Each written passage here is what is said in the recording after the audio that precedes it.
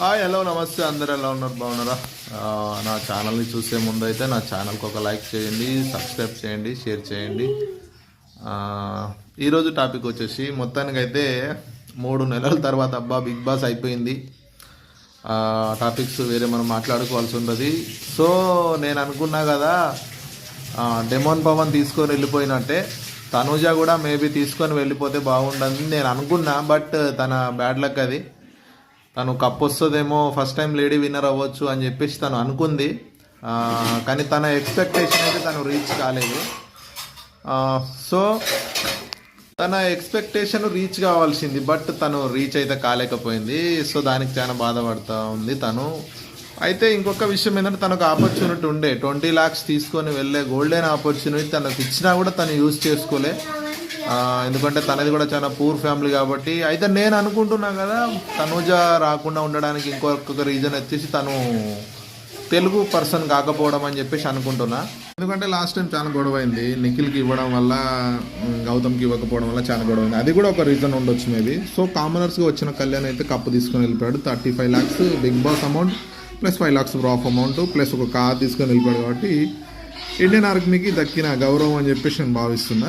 మరి కళ్యాణ్ వచ్చేసి ఆర్మీలో మళ్ళీ చెయ్యడనే అనుకుంటున్నా మేబీ. ఎందుకంటే ఇంత డబ్బు వచ్చినాక, ఇంత పేరు వచ్చినాక ఎవడన్నా వెళ్తాడా? వెళ్ళాడు కదా. నేను కూడా వెళ్ళడని అనుకుంటున్నా కళ్యాణ్ వచ్చేసి.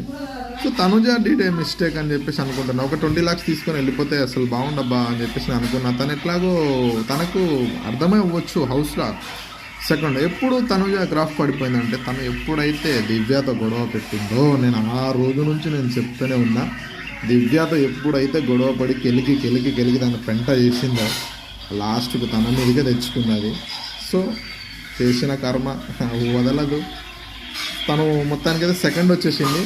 నెక్స్ట్ సీజన్లో కూడా తను ఏమన్నా రిటర్న్ ఇచ్చే ఛాన్సెస్ అయితే 100% ఉందని నేను అనుకుంటున్నా. సో మనం ఇంతకన్నా ఏం చేయలేము దానికి.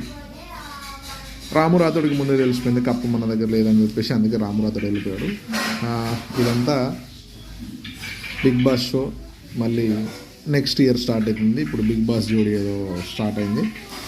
మొత్తానికి కళ్యాణ్ అయితే కప్పు కొట్టాడు. డెమోన్ అయితే తెలివిగా ఎస్కేప్ అయ్యాడు. అబ్బా మామూలు ఎస్కేప్ కాదు. 15 lakhs తీసుకొని తనకు ఒక 15 lakhs, 15 lakhs 30 lakhs అయితే సూపర్ ఫెంటాస్టిక్. అసలు డెమోన్ పవన్ తెలివిని అసలు మెచ్చుకోవాలి. అందుకే అన్న టాలెంటెడ్ పర్సన్. ఆ రీతు దరిద్రం కనుక పవన్ కానీ కనుక లేకపోతే పవన్ వచ్చేసి పక్కా కప్పు కొట్టేటోడు, కళ్యాణ్ సెకండ్ ప్లేస్లో ఉండేటోడు. అది రీతు చేసిన కథనే ఇదంతా. So thank you for watching my channel. Subscribe అయితే చేయండి, లైక్ చేసి షేర్ చేసి మీ ఫ్రెండ్స్కి అయితే పంపించండి. Thank you. కామెంట్ చేయండి.